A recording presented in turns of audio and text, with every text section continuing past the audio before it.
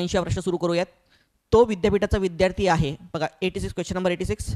तो विद्यापीठाचा विद्यार्थी आहे म्हणजे त्याला विद्यापीठाच्या आवाराविषयी माहिती असलीच पाहिजे असं त्यांनी म्हटलं. हे विधान वरील निष्कर्ष सत्य येण्यासाठी कोणते गृहीतक सत्य असणे आवश्यक आहे. आता हे त्यांनी जेव्हा सांगितलं की तो विद्यार्थी म्हणजे त्याला आवाराविषयी माहिती असलीच पाहिजे, याचा अर्थ ज्यांनी कोणी हे विधान केले त्यांनी काय गृहीत धरलं आहे? केवळ विद्यापीठाच्या विद्यार्थ्यांनाच आवाराविषयी माहिती आहे असं म्हणू शकतो का आपण?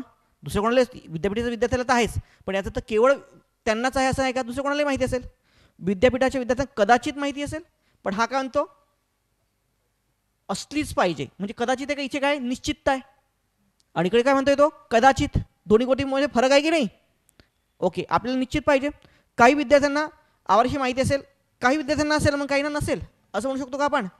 नाही बेटा, काय विद्यापीठाच्या सर्व विद्यार्थ्यांना विद्यापीठाच्या आवाराविषयी माहिती असेल. हे तेव्हा त्यांनी अजून केलं, तेव्हा ते म्हटलं की तो विद्यार्थी त्याला निश्चितपणे माहिती असलीच पाहिजे. म्हणजे त्यांनी काय अजून केलं इथे की विद्यापीठाच्या सर्व विद्यार्थी, कोणता विद्यार्थी असेल तर त्याला माहिती असेल, म्हणून तो म्हणतो की तो विद्यार्थी म्हणजे त्याला माहिती असणारच. ओके, म्हणून उत्तर काय 86चा पर्याय क्रमांक 4. हां, 87 प्रश्न थोडा टाइम कन्झ्युमिंग प्रश्न होता. आजच्या 15 प्रश्नांपैकी ॲटलिस्ट तुमचा 13 ते 14 अटेम्प्ट असला पाहिजे मिनिमम आहे. ओके, हां, हा एक आहे की थोडा वेळ लागू शकतो या प्रश्नाला तुम्हाला. ओके, एका व्यापाराचे निर्यात माल घेऊन जाणारी, हा एक प्रश्न, बाकी सगळे सोपे होते.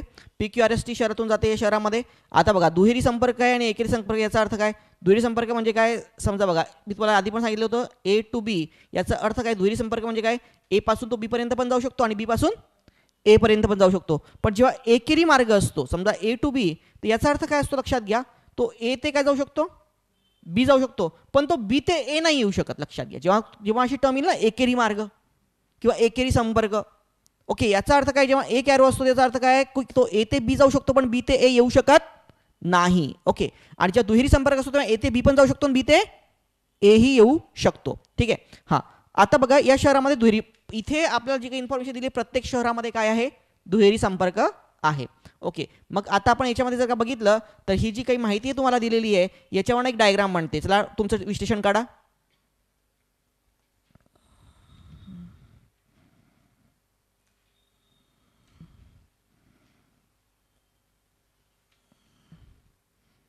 हां, चला आता हे याच्यामध्ये तुम्हाला दिलेले आहेत संपर्क. बघा काय काय?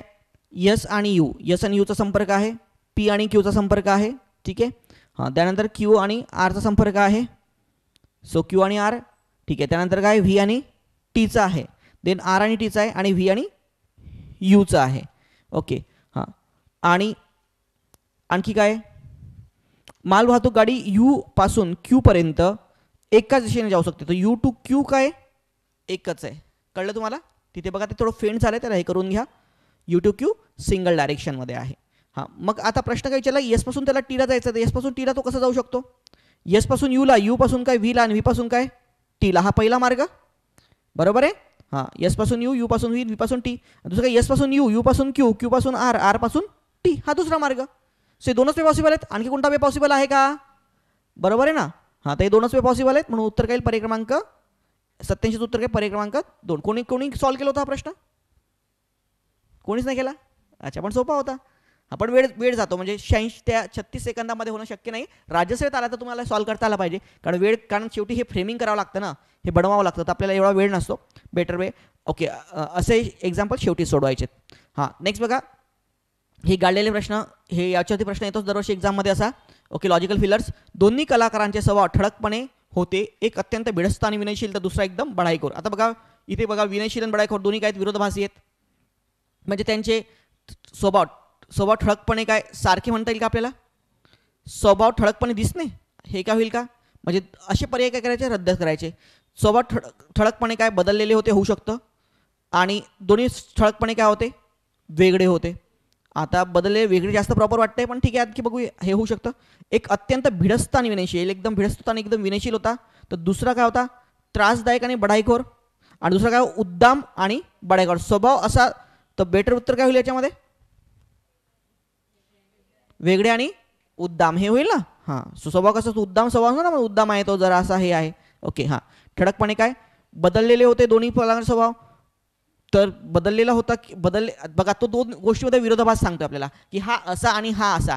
तर यांना त्यांचा स्वभाव बदललेला म्हणणार की स्वभाव वेगळा म्हणणार? आपण नाही, ते दोन व्यक्ती म्हणजे एकदम वेगळे स्वभावाचे आहेत. बदललेले स्वभावाचे म्हणतो का आपण त्याला? बदललेला स्वभाव जेव्हा म्हणतो एखाद्याचा तेव्हा तो एकच व्यक्तीला आपण जेव्हा रेफरन्स करतो की एकच व्यक्ती आहे आणि तो आधी तो खूप चांगला होता आणि आता काय झाला बघा त्याचा स्वभाव, तर तेव्हा होता. इथे दोन लोकांना कम्पेअर करतो तेव्हा त्यांना बदललेला स्वभाव थोडी म्हणणार, तेव्हा आपण त्याला काय म्हणणार, वेगळा स्वभाव म्हणणार ना. ओके, सो उत्तर काय पर्याय क्रमांक 3. कळलं प्रत्येकाला? ओके, हां एकदम सोपा. पुढे काही मुळाक्षरी संकेत दिलेले आहेत. अटीचे निरीक्षण करा, प्रश्नांची उत्तरं द्या. NFRS. आता इथे कोणती कंडिशन लागते रे? सेकंड कंडिशन लागते. पहिलं अक्षर व्यंजन आणि शेवटचं अक्षर स्वर असेल तर दोघांनाही शून्य आणि कोणत्या पद्धतीमध्ये पहिल्या स्टार्टिंगला शून्य येईल आणि शेवटी पण शून्य येईल. असे दोनच पर्याय उरतात आपल्याकडे. हे दोन रद्द झालेत. ठीक आहे. हां, त्याच्यानंतर काय एफचा कोड काय रे?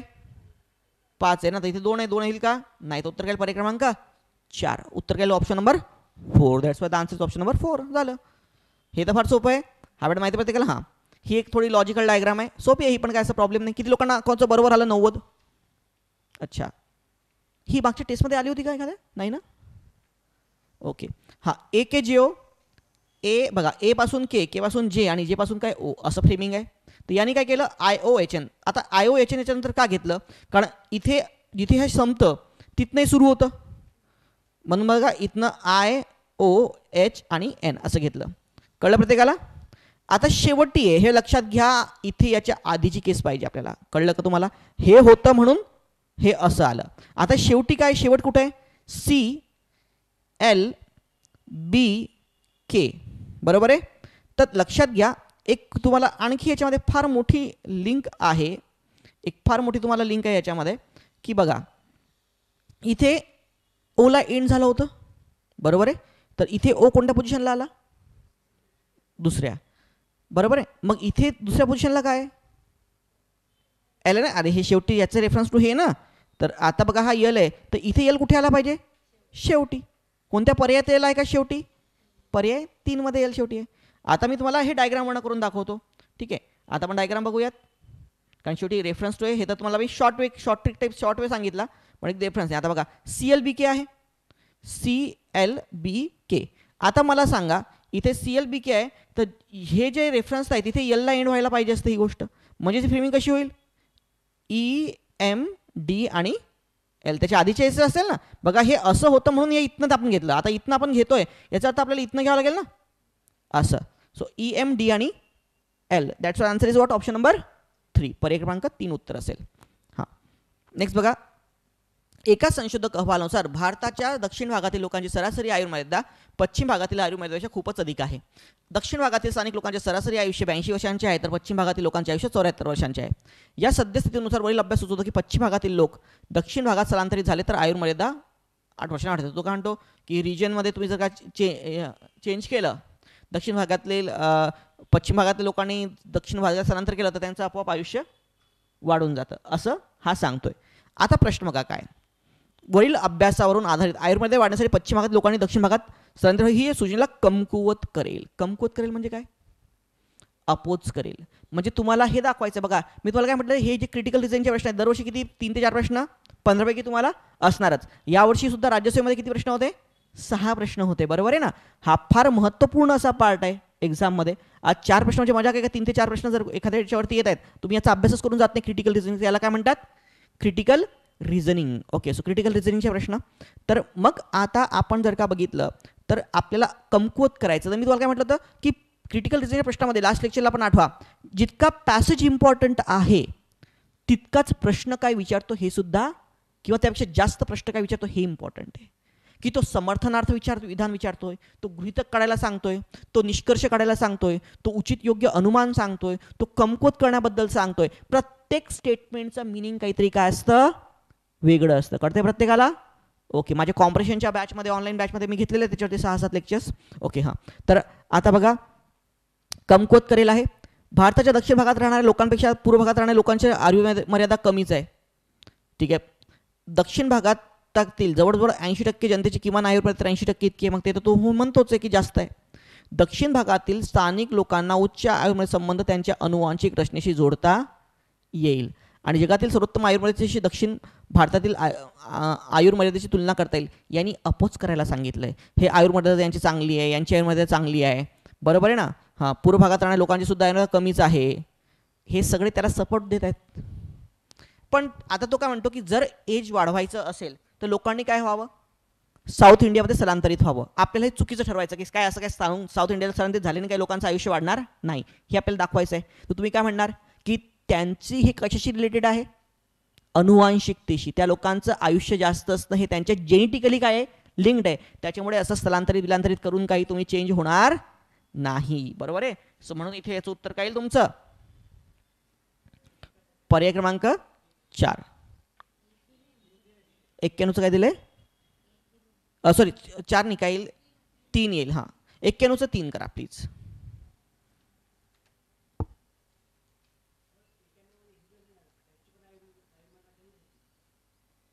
काय काय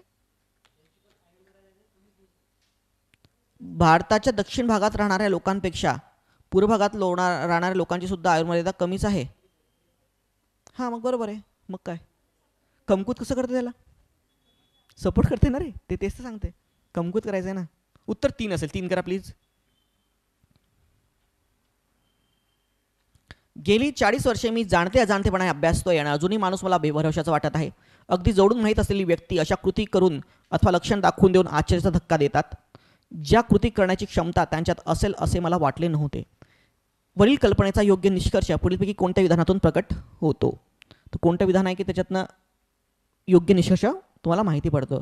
तर तो काय म्हणतो, काय फक्त आपल्याला सांगायचं आहे योग्य निष्कर्ष म्हणजे काय, मेन लेखकाला काय सांगायचं आहे ते. तर तो काय म्हणतो की माणूस हा पूर्णतः काय बेभरवशाचा आहे आणि मी ज्या व्यक्तीला एकदम अतिशय एकदम जोडून सुद्धा ओळखतो तो सुद्धा एखाद्या वेळेस अशी कृती करतो की मला वाटत नव्हतं की हा अशी कृती करेल. याचा अर्थ काय, माणसे विसंगत असतात म्हणूनच अगदी जवळच्या मित्राबद्दल सुद्धा खात्रीपूर्वक सांगू नये. ठीक आहे. माणसे अंदाज न करता येणारी असतात म्हणून ती कशी वागतील कोणाला कधी सांगतील, म्हणूनच आपल्या प्रत्येकाने काळजी आपल्या वागणुकीबद्दल प्रत्येकाने काळजी घेतली पाहिजे. याचा काय संबंध रे, असं काय बोलतो का लेखक. तो म्हणतो फक्त माणसाचे स्वभाव फार हे असतं भिन्न असतात ना, पण आपल्या वागणुकीची म्हणून काळजी घेण्याबद्दल बोलतो का लेखक कुठं नाही. तुम्हाला एखादी व्यक्ती किती जोडून माहीत असते तरी तिच्या व्यक्तीला तुम्हाला माहीत नसेल एखादी बाब असते. यस बघा हे होईल की नाही. तो म्हणतो ना ते आश्चर्याचा धक्का देतात, अशी कृती करतात वगैरे, किती जवळून ओळखत असलो तरी. याचा अर्थ माणूस सगळ्यात बेजबाबदार प्राणी आहे, याचा काही संबंध आहे का नाही. हां आता बघा माणसे विसंगत असतात. माणसे काय असतात, वेगळी वेगळी असतात. इथे बघा विसंगत असतात. विसंगत म्हणजे काय, विसंगतचा अर्थ बघा, विसंगत काय वेगळा असतो माणूस जरा. हे इतकं प्रॉपर वाटतं का तुम्हाला, त्यांनी कुठे म्हटलं की माणूस हा विसंगत असतो. पण तेच बघा तो काय म्हणतो की माणूस हा कसा असा बेभरोशाचा वाटत आहे. त्याच्यावरती तुम्ही त्याच्यावर निश्चित सांगता येत नाही, भरोसा ठेवू शकत नाही. याचा अर्थ काय, किती जोडून माहीत असते तरी त्याच्यामध्ये काही ना काही अशी बाब असते की जी तुम्हाला माहिती नसते. हे त्याला जास्त प्रॉपरली एक्सप्लेन करा. उत्तर काय, पर्याय क्रमांक 3. सगळ्यात बेजबाबदार म्हणता येणार नाही सगळ्यात कारण फक्त माणसाबद्दल तो बोलतोय, बाकी कोणत्या प्राण्याबद्दल तो बोलतोय का, म्हणून माणूस सगळ्यात बेजबाबदार म्हणणार का तुम्ही नाही. म्हणून हे सुद्धा काय, तर सहसा क्रिटिकल रिझनिंगमध्ये असे ऑप्शन सुद्धा रिमूव्ह करत जा. ओके तसं. हां आता मी म्हणेल की काय प्रत्येक क्रिटिकल रिझनिंगचे 4 प्रश्न येतात, त्यात एखादा तुम्ही सोडला तरी चालेल. पण तुमचे ॲटलिस्ट 50 ते 75% प्रश्न बरोबर, 4 प्रश्न जर येतील तर तुमचे 2 ते 3 प्रश्न बरोबर आले पाहिजेत. एखादा चुकेल पण, कारण फार अवघड पार्ट आहे, पूर्ण थिंक करावं लागतं. खूपदा लेखक काय अजून करतो, ह्या पण गोष्टी असतात महत्त्वाच्या, त्याच्यामुळे आपण हे सांगू शकत नाही. पण मी असं म्हणत नाही तुम्हाला प्रत्येक बरोबर आलं पाहिजे, पण तरी तुम्हाला एवढंच आहे कारण मोस्ट ऑफ द विद्यार्थ्यांची उदाहरणं एक तर चुकतात, नाहीतर ते सोडवतच नाहीत या उदाहरणांना, पण आपल्यालाही सोडवता आले पाहिजेत. ओके हां. निशी आणि विनी यांच्या वयाचे गुणोत्तर 6:5 आहे. 9 वर्षानंतर त्यांचे गुणोत्तर 9:8 होईल, तर त्यांच्या वयातील फरक किती येते, 3 वर्षे. ओके आलं प्रत्येकाला. बघा एकीचं वय 6x, दुसऱ्याचं किती 5x. 9 वर्षानंतर म्हणजे काय 6x अधिक 9 भागिले 5x अधिक काय 9 इक्वल टू वॉट 9/8 आणि सॉल्व करा, तुम्हाला एक्सची व्हॅल्यू येईल. एक्सची व्हॅल्यू किती येते, 3 वर्ष येते. हां तो उत्तर काय, पर्याय क्रमांक 4. हां एका शाळेत मागील वर्षी मुला मुलींच्या संख्येचे प्रमाण 5:2 होते आणि या वर्षीचे प्रमाण किती आहे, 3:2 आहे. मुलींची संख्या 40ने वाढली व मुलांची संख्या 33 झाली, तर शाळेतील सध्याची विद्यार्थी संख्या शोधा. ओके हां तर आता चला सोल्युशन घ्या. सोपा आहे हा पण प्रश्न. Ratio and proportions. हां बघा सध्या मुलांची संख्या किती आहे 5x आणि मुलींची किती आहे 2x. ठीक आहे. आता झालंय काय की मुलांची संख्या तिप्पट झाली म्हणजे काय झाली, 3 गुणिले 5x तिप्पट केली ना बघा डायरेक्ट येतं. आणि मुलांची संख्या किती आहे, मुलांची संख्या तिप्पट झाली, मुली संख्या काय त्यात किती मिळवले 40, जेव्हा रेशो झाला 3/2. सोडवा, याच्यावर एक्सची व्हॅल्यू येते, एक्सची व्हॅल्यू किती येते 5, एक्सची व्हॅल्यू किती येते 5 येते, बरोबर आहे. पण यांनी लक्षात घ्या, यांनी काय विचारलं, नवीन संख्या विचारली. हे पण लक्षात ठेवायचं तुम्हाला, जुनी नाही विचार. आपण सहसा काय काढतो, आधीची काढतो एक्सची व्हॅल्यू काढून, पण काय विचारली नवीन, तर नवीन काय 5 त्रिक 15, 15x काय मुलं, म्हणजे 15 गुणिले काय 5, 15 पाची काय 75, आणि 2x म्हणजे 15 दुनी काय 5 दुनी काय 10 प्लस काय 40, 50 काय मुली, 75 मुलं आणि 50 मुली. ठीक आहे, तर उत्तर काय येतं 100, दोघांची बेरीज किती येतं 125. ओके, हां 95 बघा, 6 से 25 आहे अंडर रूट ऑफ 625, तर हा काय होतो, हां यांनी बघा काय सांगितलं, असं एक उदाहरण मी एकदा घेतलं पण होतं. ओके, हां हेच नव्हतं पण अशा टाईपचंच होतं ना ते. हां, तर राशीमध्ये योग्य संबंध ओळखा. Under root of 625 is what, plus minus 25 होतं, आणि अंडर रूट 1625 इज काय होतं, क्यूब रूट किती येतं 25. आता तुम्ही याला काय दोन्ही 25 आहेत म्हणून तुम्ही सहसा काय घेता, बरोबर, पण असं होणार नाही, कारण अंडर रूट ऑफ 625 हे अधिक वजा 25 आहे, लक्षात घ्या. अधिक वजा 25 आणि 25 मध्ये काय फरक आहे, म्हणजे इक्वल टू सुद्धा होऊ शकतं किंवा काय त्यापेक्षा जास्त पण कमी सुद्धा होऊ शकतं, कळलं का. म्हणून याचं उत्तर काय येईल, पर्याय क्रमांक 4. दोन्ही राशीमधील संबंध निश्चितपणे सांगता येत, कारण हे फक्त 25 आहे, आणि ही जी व्हॅल्यू आहे राशी 1 ही एक तर अधिक 25 सुद्धा होऊ शकते, ते म्हणजे याच्या इक्वल, किंवा वजा 25 म्हणजे काय याच्यापेक्षा लहान, कळलं का तुम्हाला. म्हणून यांच्यामधला आपण निश्चितपणे संबंध सांगू शकत नाही दोन्ही राशींमधला, कळलं प्रत्येकाला. ओके, हां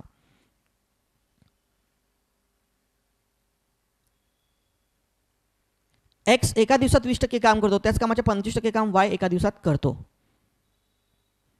एक्स वाय झेड एकत्रितपणे 50% कामाच्या 50% एका दिवसात पूर्ण करतात, तर झेड किती टक्के काम करत असेल एका दिवसामध्ये. हां, एक्स वाय झेडने एका दिवसात 50% काम करतात, म्हणजे किती काम करतात ते अर्ध काम करतात. एक्स एका दिवसात 20% काम करतो, म्हणजे किती 1/5 काम करतो. वाय किती दिवसात 25% करतो, म्हणजे काय 1/4 करतो. आता मला सांगा, सरळ सरळ आहे एक्स अधिक वाय अधिक झेड, हे 3 जण मिळून एका दिवसात काहीतरी काम करतात. किती काम करतात, अर्ध काम करतात. किती काम करतात, अर्ध काम. याच्यापैकी तुम्हाला एक्स आणि वायचं काम माहिती आहे ना, एका दिवसात किती करतात ते याच्यातनं वजा करा, तुम्हाला झेडचं एका दिवसाचं काम येऊन जाईल, कळलं का. आता 20 काम म्हणजे 1/5 आणि अधिक 1/4 हे यातनं वजा करून टाकायचे 102 मधनं, करेक्ट.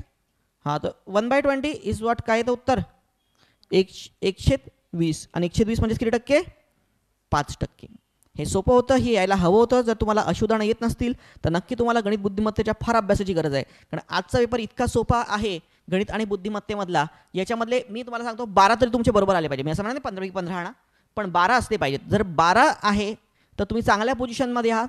10 प्लस आहे तर तुम्हाला आणखी थोडं हे करण्याची गरज आहे, अभ्यास आणखी करण्याची आणि आणखी इम्प्रूव्हमेंट करण्याची गरज आहे. आणि 10 बिलो आहे, इतक्या सोप्या पेपरमध्ये पण गणित बुद्धिमत्तेत जर तुम्हाला 10 बिलो मार्क आहेत तर तुम्हाला प्रचंड या 15 दिवसामध्ये गणित बुद्धिमत्तेचा अभ्यास करण्याची गरज आहे, हे लक्षात ठेवा. ओके, हां आकडेचा विचार करा. आता आपल्याला काय काढायचं, क्षेत्रफळ, बरोबर ना. क्षेत्रफळ लांबी गुणिले 9 चौक किती होणार 36. हा स्क्वेअर आहे, 6चा वर्ग किती 36. त्रिकोण आहे, 1/2 पाया गुणिले उंची किती येतं 36. उत्तर काय नाही, तिन्ही आकृतीचे क्षेत्रफळ काय होईल, समान होईल. ओके, हां बी पासून एला किती मार्गाने जाणे शक्य आहे, तर बघ बी पासून ए पर्यंत बघा, इथनं किती मार्ग आहेत, मागच्या लेक्चरला तुम्हाला शिकवलं होतं. अच्छा, रूट्स अँड डायग्रामचे 2 प्रश्न येऊन गेले आजच्या याच्यामध्ये. किती मार्ग आहेत, हे 1 आणि काय 2. 2च्या रिस्पेक्टिव्ह आणखी हे किती आहेत 2 ना, 4 कसे आहेत, 2च आहेत ना. हा बघा इकडून असा जातो आणि हा इकडून असा जातो, इकडनं हा असा जातो आणि हा असा जातो, 2च आहेत. आणि या 2च्या रिस्पेक्टिव्हली आणखी किती आहे, ते 2च आहे. 2 गुणिले 2 गुणिले 2 म्हणजे किती होणार 8. सरळ आहे उत्तर, काय पर्याय क्रमांक 4. मागच्या लेक्चरला शिकवलं होतं तुम्हाला, ते आपण 31 मार्क काढले होते. मागचा अवघड होता प्रश्न मागच्या टेस्टचा, आठवतं का तुम्हाला, तो 31 वेजचा आपण काढला होता. ABCD ही 4 माणसे चौरस शेताच्या 4 कोपऱ्यावर आकृती दाखवल्याप्रमाणे उभी आहेत. जर ABCD सारख्याच वेगाने घड्याळाच्या काट्याच्या विरुद्ध दिशेने शेताच्या कडेने निघाले व प्रत्येक जण एकाच वेळेला निघून शेतीच्या 3 बाजू इतके अंतर चालला तर खालीलपैकी कोणते विधान बरोबर असेल. ओके, ABCD आहेत, पण इथे दिशा चेंज झालेल्या आहेत, लक्षात घ्या. वरती वेस्ट, वरती पश्चिम, खाली पूर्व, इकडे उत्तर आणि इकडे दक्षिण. तुम्हाला ह्या दिशा घ्यायच्या आहेत. कळलं का? हां, किती लोकांना लक्षात आलं होतं? ओके. हां, आता यांनी चालायला सुरुवात केली. ठीक आहे. प्रत्येकजण किती काढलं? घड्याच्या काट्याच्या विरुद्ध दिशेने. ही म्हणजे क्लॉकवाईज. हा असा उलटा म्हणजे काय? Anti clockwise. सो घड्याच्या काट्याच्या कशा चाललेत ते? विरुद्ध दिशेने चाललेत. प्रत्येकजण एका वेळेला निघून शेताच्या 3 बाजू इतक्या ए निघाला, 1 2 3, ए इथे आला. अरे ए बघा, ही बाजूने 1 बाजू 2 बाजू आणि ए 3 बाजू. बी निघेल 1 2 3, बी इथे येईल. ठीक आहे ना? हां, त्यानंतर सी निघेल, सी फिरून किती कुठे येईल? इथे येईल आणि डी इथे येईल. ह्या त्यांच्या फायनल पोझिशन्स होतील. कळलं? मग त्याच्यानं कोणतं इथं बरोबर? डीच्या दक्षिणेला सी असेल. ही दिशा दक्षिण थोडी आहे रे बाबा. या डायग्रामनुसार ही दिशा कोणती आहे? पूर्व आहे ना. तुम्ही 1 मार्क केलं असेल दक्षिणेला आहे. अरे ही दिशा कोणती आहे? पूर्व आहे. तर हे होईल का? नाही होणार. ओके. डीच्या आग्नेयेला बी असेल. आता बघितलं तर ही जी दिशा आहे अशी, ही आग्नेय दिशा आहे ना. डी बघा, डी इथे इथे बी आहे ना. ही दिशा कोणती येते? आग्नेय. पण या डायग्रामनुसार ती आग्नेय येत नाही. या डायग्रामनुसार ही नॉर्थ ईस्ट होते. नॉर्थ ईस्ट म्हणजे कोणती? नॉर्थ आणि ईस्टच्या मध्ये. त्याला काय म्हणतो आपण? ईशान्य. बरोबर आहे. ते हे पण येत नाही. म्हणून इथे तुम्ही बघितलं कोणतं तर एच्या दक्षिणेला डी असेल. बघा, एच्या या दिशेला, एच्या या दिशेला काय? डी आहे. तर ही दिशा म्हणजे कोणती दिशा आहे? साऊथ. उत्तर काय म्हणता येईल? बरोबर. पर्याय 4 येणार. So that answer is option number 4. किती लोकांचं बरोबर आलं हे? ओके. हां, सर्व सिलॉजिझम, सर्व कागद पुस्तके आहेत. सर्व कागद काय आहेत? पुस्तके आहेत. काही पुस्तके काय आहेत? पेन आहेत. सर्व पेन काय आहेत? पेन्सिल. आणि सर्व पेन्सिल काय आहेत? खोडरबर. हां, ओके. हां, आता काही खोडरबर कागद बघा, कागद इकडे आला, खोडरबर इकडे. काही संबंध आहे का दोघांचा? काही कागद पेन्सिल आहेत, कागद इकडे पेन्सिल इकडे, काही संबंध आहे का? नाही. काही खोडरबर पेन आहेत.